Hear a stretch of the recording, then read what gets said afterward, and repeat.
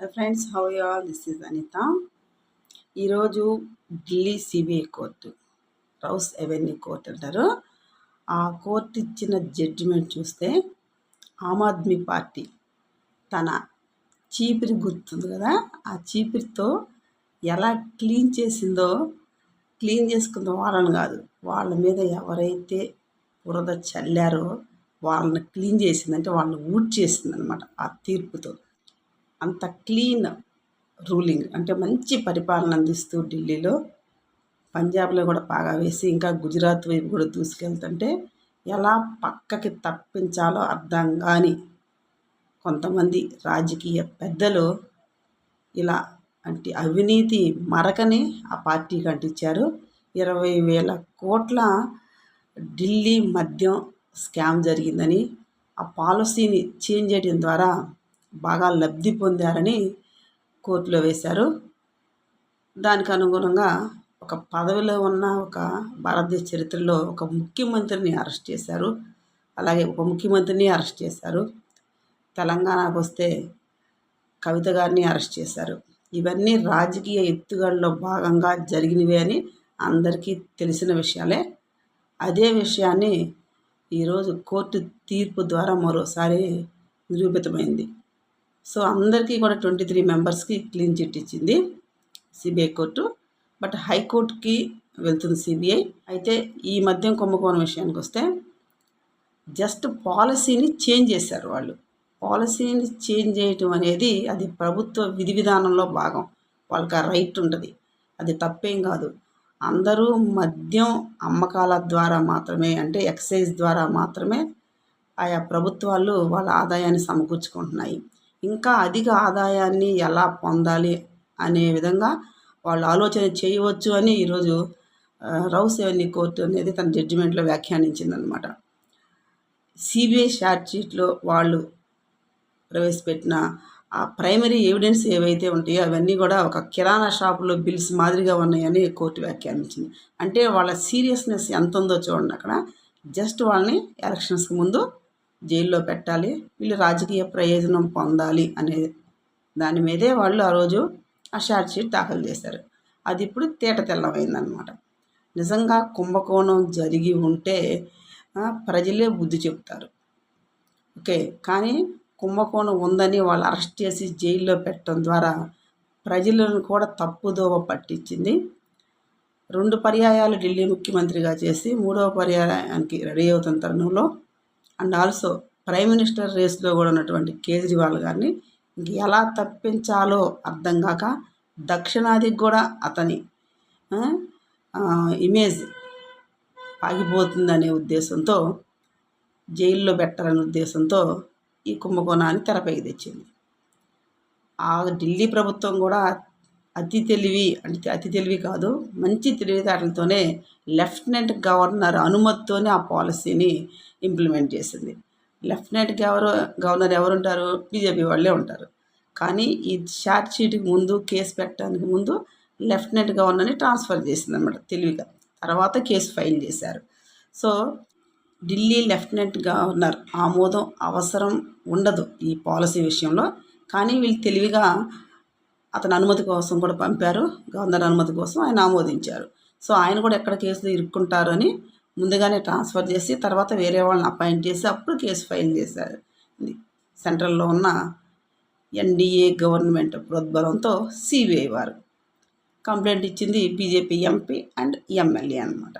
So Kejriwal గారు 8 నెలలు, సిసోడియా గారు 2 సంవత్సరాలు, పాపం వాళ్ళ వైఫ్ చనిపోయింది కూడా, ఆమె అంతక్రియలు కొన్ని రోజులు పంపించారు. చాలా సీరియస్ సిచ్యువేషన్లో ఉంది సిసోడియా వాళ్ళ వైఫ్. సో అప్పుడు పంపించారు, చాలా ఇబ్బంది పెట్టారు ఆయన అయితే, బెయిల్ కూడా రానివ్వకుండా. సో ఈయన 8 నెలలు, కవిత గారు కూడా నియర్లీ ఒక 8 మంత్స్ 6 మంత్స్ దాకా జైల్లో ఉండి వచ్చారు. ఇక్కడ తెలంగాణలో ఎంపీ ఎలక్షన్స్ ముందు కవిత గారిని అరెస్ట్ చేశారు. అంతకుముందు ఎప్పటి నుంచో ఈ కేసు జరుగుతూ ఉంది. ఢిల్లీలో వాళ్ళని అరెస్ట్ చేశారు కానీ బీఆర్ఎస్ని టచ్ చేయాల. అసెంబ్లీ ఎలక్షన్స్ టైం వరకు వెయిట్ చేశారు. అసెంబ్లీ ఎలక్షన్స్తో బీజేపీకి పని ఉంటుంది, ఎందుకంటే సౌత్ని ఎలాగో సీట్స్ రావు కాబట్టి. అసెంబ్లీ ఎలక్షన్స్లో ఆమె మీదకి ఎటువంటి ఈడీ కేసులు ఏం పెట్టకుండా జస్ట్ ప్రచారం కల్పిస్తూ ఉంది ఆ కేసు గురించి అంతే. ఎప్పుడైతే పార్లమెంట్ ఎలక్షన్స్ వచ్చాయో ఇమీడియట్గా అరెస్ట్ చేశారు. ఆ ఎఫెక్ట్ బీఆర్ఎస్ మీద పడిద్ది. బీఆర్ఎస్ మీద పడిద్ది కాదు, పడేటట్లు చెయ్యాలి వాళ్ళు వీళ్ళిద్దరు కలిసి. అప్పుడే బీజేపీకి కొన్ని ఎంపీ సీట్స్ వస్తాయి. అప్పుడు అది సెంట్రల్లో సర్వే అవ్వగలదు. అదర్వైజ్ తెలంగాణలో కూడా బీజేపీకి ఎక్కువ సీట్స్ రావన్నమాట. ఇలా ఏపీలో టీడీపీ సపోర్ట్ తోటి అక్కడ ఫుల్ మెజారిటీ లేకుండా మనుగడ సాగిస్తుంది ఎన్డీఏ గవర్నమెంట్. సో తెలంగాణలో కూడా అవి కూడా రాకపోతే ఇంకా ఇబ్బందికరమైన పరిస్థితి ఏర్పడుద్దని కవిత గారిని ఇరికిచ్చారు. ఓకే, ఇది అందరి కుట్ర. ఆ కుట్రలో బలైంది కవిత గారు అక్కడ. ఇక్కడ కేజ్రీవాల్ గారు. ఇప్పుడు కోర్టు తీర్పు ద్వారా ఆ విషయం తేట తెల్లమైంది. 100 కోట్లు కవిత గారు తీసుకున్నట్టు, 20,000 కోట్ల స్కామ్ జరిగినట్టు ఆరోపించారు. ఎటువంటి ప్రాథమిక ఎవిడెన్స్, సాక్ష్యాలు వీటికి ఏమీ లేవు. ఇప్పుడు మళ్ళీ హైకోర్టుకి వెళ్తుంది. ఇటీవల కాలంలో అంటే నియర్లీ 10-15 ఇయర్స్ నుంచి సిబిఐ అనేది అది రాజ్యాంగబద్ధ సంస్థ కాదు. అయినప్పటికీ అంతకుముందు కాంగ్రెస్ ఉన్నప్పుడు చాలా నిష్పక్షపాతంగానే వ్యవహరించేది. ఆ రోజుల్లో సిబిఐ డైరెక్టర్స్ విజయరామారావు కానీ ఇతరులు కానీ ఎప్పుడు లైమ్ లైట్లో ఉండేవాళ్ళు. వాళ్ళు టేకప్ చేసిన కేసెస్ చాలా పకడ్బందీగా సిన్సియర్గా వర్క్ చేసేవాళ్ళు. అలాంటిది మచ్చుకైనా ఈ రోజుల్లో కనిపించవు. జస్ట్ ఈడీ ఒకటి ఉంటుంది అంటారు, ఎన్ఫోర్స్మెంట్ డైరెక్టరేట్. ఏదో ఎవరి మీద కోపం వస్తే కొంచెం అటాక్ చేసి ఏదో సోదాలు చేస్తున్నట్టు బిల్డప్ ఇస్తుంది. ఫైనల్గా ఏమీ ఉండదు. ఎంతకి వీక్ అయిపోయిందంటే అవినాష్ రెడ్డిని కూడా అరెస్ట్ చేయలేకపోతుంది సిబిఐ. అలాంటి వీక్ సిబిఐ మన ఇండియాలో ఉందన్నమాట. అంటే దాన్ని నడిపిస్తున్న వాళ్ళు ఎవరి కోసం వాటిని నడిపిస్తున్నారో అందరికీ తెలిసిన విషయము. ఇప్పుడు ఆమ్ ఆద్మీ పార్టీని ఇంకెవరు ఆపలేరు. కేజ్రీవాల్ విసిరిన సవాల్ ఏదైతే ఉందో, ఇప్పుడు ఎలక్షన్స్ పెట్టండి, 10 మెంబర్స్ మీకు వచ్చినా కానీ, అంటే 10 ఎమ్మెల్యే సీట్స్ రాజకీయాల నుంచి తప్పుకుంటానని అనౌన్స్ చేశారు. అంటే అంత వీక్ ఉందన్నమాట అక్కడ బీజేపీ. కానీ వీళ్ళ మీద అవినీతి ఆరోపణలు చేయడం ద్వారా, అరెస్ట్ చేయడం ద్వారా మాత్రమే లబ్ధి పొందింది. అంతేగాని బీజేపీకి ఈ ప్రజా మద్దతు అనేది మచ్చుకైనా లేదు. ఒకప్పుడు ఉండేది. ఇటీవల కాలంలో ఆమ్ ఆద్మీ పార్టీ వచ్చిన తర్వాత ఢిల్లీలో కూడా బీజేపీకి మద్దతు లేదు. కొన్ని నార్త్ ఇండియన్ స్టేట్స్లో ఉంది, అలాగే సౌత్లో కూడా ఎక్కడ లేదు. అందుకని రాబోయే 1.5 మంత్లో వచ్చే తమిళనాడు ఎలక్షన్స్లో కూడా విజయ్ పార్టీ గట్టి పోటీ ఇస్తుంది, టీఎంకే అనమాట. సో అందుకని ఈరోజు వాళ్ళ వైఫ్ ద్వారా డైవర్షన్ పిటిషన్ వేయించారు. అంటే ఎంతగా దిగజారుతారంటే, ఒక పార్టీ అని కాదు, ఏ పార్టీ అని, ఎవరైతే అడ్డు అనిపిస్తారో వాళ్ళ వ్యక్తిగత జీవితాన్ని బయటికి లాగుతారనమాట. అలా అనుకుంటే ప్రతి ఒక్కరి వ్యక్తిగత జీవితంలో, ఆల్మోస్ట్ ఎక్కువ మంది జీవితంలో ఏదో ఒక లోపం ఉంటుంది. దాన్ని కూడా రాజకీయాలకు ఉపయోగించుకునేటువంటి నిసిగ్గుగా ఇలా చేస్తున్నారన్నమాట. రాజకీయ నాయకుల వ్యక్తిగత జీవితాలను కూడా బయటికి లాగే అంతగా దిగజారిపోయి వీళ్ళు ప్రవర్తిస్తున్నారు రాజకీయ ప్రయోజనాల కోసం. తమిళనాడులో ఎలాగూ రాలేదు, కర్ణాటకలో ఒకసారి వాళ్ళు, ఒకసారి బీజేపీ, ఒకసారి కాంగ్రెస్ వస్తుంటుంది. సో సౌత్ ఇండియాలో ఎక్కడా లేదు, నార్త్ ఇండియాలో ఉంది. ఇప్పుడు ఆమ్ ఆద్మీ పార్టీ వచ్చింది కాబట్టి నెక్స్ట్ జమిలీ ఎలక్షన్స్ కానివ్వండి, తర్వాత మామూలు ఎలక్షన్స్ పెట్టినా కానీ ఈసారి కాంగ్రెస్, ఈ అదర్ పార్టీస్ కలిపి గట్టి పోటీ ఇచ్చే అవకాశాలు ఉన్నాయి. అందుకని జమిలీ ఎలక్షన్స్కి వెళ్తున్నారు. ఎలాగో ఆమ్ ఆద్మీ పార్టీ లీడర్స్ బయటకు వచ్చారు. సరే, బీజేపీకి మటుకి బాగా ఉంటుంది. ఒక పార్టీనని మనం అనకూడదు, కానీ ఆల్మోస్ట్ అన్ని పార్టీలు అదే రూట్లో వెళ్తున్నాయి. ఇక్కడ చంద్రబాబు నాయుడు కొంచెం మేల్కొని బీజేపీతో జట్టు కట్టి కాపాడుకుంటూ, తాను పార్టీని కాపాడుకుంటూ అధికారాన్ని ముందుకెళ్తున్నారు.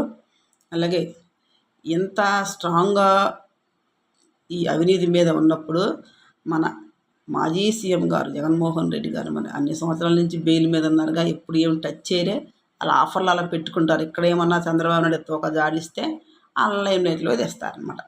ఇది వాళ్ళ ఎత్తుగడ. బేసికల్గా ఇది లౌకిక రాజ్యం, అంటే సెక్యులర్ కంట్రీ. ఏ మతానికి కూడా ప్రత్యేక ప్రాధాన్యత ఉండదు, అన్ని మతాలు సమానమే. కానీ బీజేపీ ఆడిచ్చే గేమ్లో యూపీలో ముస్లిమ్స్ అవసరం ఉన్నప్పుడు అసదుద్దీన్ ఓవైసీలు అక్కడ సపోర్ట్ చేస్తాడు. అంటే చూడండి, వీళ్ళు మత రంగు పులుముకొని ప్రజలకు కనిపిస్తారు, మళ్ళీ రాజకీయాల దగ్గరకు వచ్చేసరికి వాళ్ళు సపోర్ట్ చేసుకుంటారు. అంటే అందరూ ఆతానులే ముక్కలు అన్నమాట. ఓకే, ఫైనల్గా వాళ్ళకి కావాల్సింది రాజకీయ ప్రయోజనాలు మాత్రమే.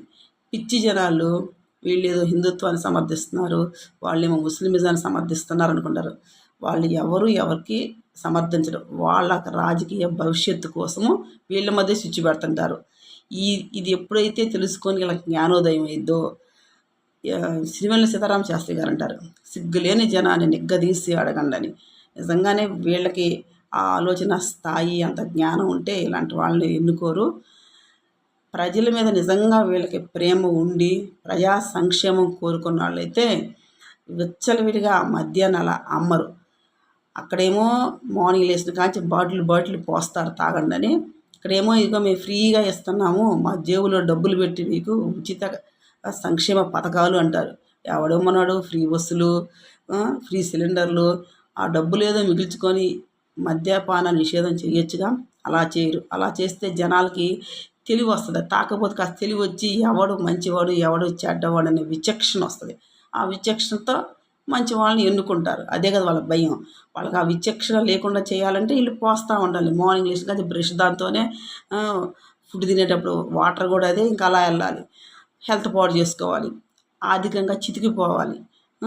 చితికిపోయి వీళ్ళు ఇచ్చే ఫ్రీ సంక్షేమ పథకాల కోసము ఎగబడాలి. ఫ్రీ బియ్యం తీసుకోవాలి, 1 రూపీకి బియ్యం తీసుకోవాలి, ఫ్రీ బస్సులో వెళ్ళాలి, ఫ్రీ సిలిండర్స్ తీసుకోవాలి. ఇవన్నీ తీసుకోవాలి అంటే వీళ్ళు మంచిగా ఆలోచించి ఓట్లు వేయకూడదు అనమాట. వాళ్ళ బాటిల్స్ పొయ్యకపోతే వీళ్ళు ఆలోచిస్తారు కదా. ఆలోచిస్తే వీళ్ళకి మనుగడ ఉండదు కాబట్టి వాళ్ళలో అట్లా మునిగి తేలాలి. వాళ్ళ కుటుంబాలు కలహాలు రావాలి, వాళ్ళ ఆరోగ్యాలు పాడవ్వాలి, వాళ్ళ ఆర్థికంగా చితికిపోవాలి. అప్పుడే గవర్నమెంట్ మీద ఆధారపడి వాళ్ళు ఇచ్చే ఉచిత పథకాలకి ఆకర్షితులవుతారు. ఇది తెలియని పిచ్చి జనాలు పాపం మా మీద ప్రేమతో వీళ్ళందరూ ఇవన్నీ ఇస్తున్నారు అనుకొని ఉదయాన్నే నిద్రలేవగానే ఫస్ట్ అక్కడ అటెండెన్స్ చేయించుకుంటారు అనమాట. వీళ్ళకి జ్ఞానోదయం అయ్యి ఏ రోజైతే వీళ్ళ కుట్ర కుతంత్రాల గురించి తెలుసుకొని విచక్షణతో నిర్ణయాలు తీసుకుంటారో అప్పుడే వీళ్ళు వేసే ఆ ఓటుకు కానీ వీళ్ళ భవిష్యత్తుకు కానీ భరోసా ఉంటుంది. ఆంధ్రాలో జరిగే మధ్య కుంభకోణం ఈజ్ డిఫరెంట్. పాపం వీళ్ళు ఏమైనా కొంచెం ఆనందపడుతున్నారేమో, రేపు ఎల్లుండో మాకు కూడా ఇలాంటి తీర్పు వచ్చిందని. అలాంటిది ఏం జరగదు. This is different. ఎందుకంటే ఇక్కడ డైరెక్ట్గా గవర్నమెంటే అమ్మింది ఆంధ్రాలో. అక్కడ జస్ట్ పాలసీని తయారు చేసేవాళ్ళు. ఆ డిఫరెన్స్ అయితే ఉంది. పాలసీ మేకింగ్ అనేది గవర్నమెంట్ తనకి ప్రాఫిట్ రావడం కోసము చేయొచ్చు అనేసి కోర్టు కూడా ఈరోజు తన తీర్పులో వ్యాఖ్యానించింది అనమాట. అంటే చట్ట పరిధిలో రాజ్యాంగానికి అనుగుణంగా వాళ్ళు పాలసీస్ని తయారు చేయొచ్చు. డైరెక్ట్గా బిజినెస్ చేయట్లేదు అక్కడ. ఆ పాలసీ మేకింగ్లో ఎటువంటి అవినీతి అనేది అక్కడ ప్రూవ్ చేయలేకపోయింది సిబిఐ. సో దానికి ఏపీలో జరిగే లిక్కర్ స్కామ్కి చాలా డిఫరెన్స్ ఉంది. ఎప్పుడైతే ప్రజలు మేలుకొని ఈ లిక్కర్ అనే పదమును అని బ్యాన్ చేసుకొని దూరంగా ఉంటారో అప్పుడే వాళ్ళు వేసే ఓటు కూడా సార్థకత ఉంటుంది. ఇది తెలుసుకొని ముందుకెళ్ళాలి. అలాగే తెలంగాణలో కవిత గారి రాజకీయ భవిష్యత్తునే నాశనం చేసిన కేసు అనమాట. ఇది కుటుంబానికి దూరం చేసిన కేసు. అలాగే బీఆర్ఎస్కి మనుగడ లేకుండా చేసిన కేసు ఒక రకంగా చెప్పాలంటే. ఇప్పుడు ఇంకా అసలు మనుగడే ఉండదు. ఆమెను పార్టీలో నుంచి వెళ్ళగొట్టారు కాబట్టి ఆమె న్యూ పార్టీ అనౌన్స్ చేయబోతుంది 2 monthsలో. సో అక్కడ రాజకీయ ప్రకంపనలు మొదలయ్యాయి. రాబోయే జమిలీ ఎలక్షన్స్లో కూడా ఇప్పుడు ఏదైతే ఈ మధ్య ఢిల్లీ లిక్కర్ స్కామ్ ఉందో దీని ఎఫెక్ట్ కూడా పడబోతుంది. తమిళనాడులో పడబోతుంది. రాబోయే కేరళ గోవా ఎలక్షన్స్లో కూడా ఈ ఎఫెక్ట్ పడబోతుంది. కేజ్రీవాల్ అయితే దీన్ని అంత ఈజీగా వదలరు. ఆయన వైఫ్ ఇద్దరు ఇన్కమ్ ట్యాక్స్లో senior officers, very honest persons. వాళ్ళని కూడా మీరు జైల్లో పెట్టడానికి ట్రై చేశారంటే ఇంకా అసలు నీతి నిజాయితీకి మనుగడే లేదు. నీతి నిజాయితీకి మనుగడే లేకుండా చేయాలనేదే వీళ్ళ కుతంత్రం అని క్లియర్గా తెలుస్తుంది. ఎప్పుడైనా ఒక స్ట్రాంగ్ అపోజిషన్ ఉంటేనే ప్రభుత్వం తీసుకునేటువంటి ఎటువంటి నిర్ణయానికైనా ప్రజల పూర్తి మద్దతు ఉంది అని ప్రూవ్ అవుతుంది అన్నమాట. ఓకే, నిర్మాణాత్మకమైన ప్రతిపక్షం కూడా ప్రజాస్వామ్య వ్యవస్థలో చాలా చాలా అవసరము. అలాంటి ప్రతిపక్షం ఎదగడానికి కూడా ప్రభుత్వాలు ఏ పార్టీ అధికారంలో ఉంటుందో ఆ పార్టీలు కూడా వాళ్ళకి అవకాశం ఇవ్వాలి. అసత్య ఆరోపణలతో ఆ పార్టీలకు మనుగడ లేకుండా చేయాలంటే ఇది డిక్టేటర్షిప్కి వెళ్ళిద్ది. మరో వెనుజులాగా తయారైంది అనమాట. అఫ్కోర్స్ మన ఇండియన్ డెమోక్రసీలో అమెరికా లాంటి కంట్రీస్ ఇన్వాల్వ్ అయ్యే సిట్యుయేషన్ ఉండదు. ఆ అవేర్నెస్ ప్రజల్లో ఉంటుంది. బయట వ్యక్తుల నుంచి మనకి ఏదైనా ప్రమాదం ఉంది అనుకున్నప్పుడు అందరూ ఏకతాటిపై నిలబడతారు. ఆ విషయంలో మనల్ని మనం అప్రిషియేట్ చేసుకోవచ్చు. కానీ ఇంటర్నల్‌గా కూడా అదర్ పార్టీస్ మనుగడ కూడా ఉండేటట్లు చొరవ చూపాలి. ప్రధాన పార్టీలు అంటే అధికారంలో ఉన్న పార్టీలు ఎప్పుడు మేమే అధికారంలో ఉండాలి అంటే ప్రజలకు కూడా బోర్ కొట్టిద్దనమాట. ఓకే. మీరు ఎంత మంచి చేస్తున్నా వ్యతిరేకించే వ్యక్తులు ఉంటూనే ఉంటారు. ఒకే పార్టీ ఉండటానికి ఇదేమీ సామ్రాజ్యాలు కాదు, ప్రజాస్వామ్య ప్రభుత్వాలు. ప్రజల మద్దతుతోనే మేము ఉంటున్నాం అనుకుంటే మీ పొరపాటు. వెనకాల ఎన్ని చేస్తారో ప్రజలందరికీ తెలుసు. ఏదో ఒక రోజు తారుమారయ్యే అవకాశాలు కూడా ఉంటాయి ప్రజాస్వామ్య ప్రభుత్వంలో. అది గుర్తెరిగి ప్రభుత్వాలు ముందుకెళ్ళాలి. నిర్మాణాత్మక ప్రతిపక్షం ఎదిగేటట్లు చేయాలి. ప్రజలు కూడా విజ్ఞతతో ఆలోచించి తమ నిర్ణయాన్ని ఓట్ల రూపంలో తెలియజేయాలి. అప్పుడే ప్రజాస్వామ్య ప్రభుత్వానికి మనుగడ ఉంటుంది. Thank you for watching this video.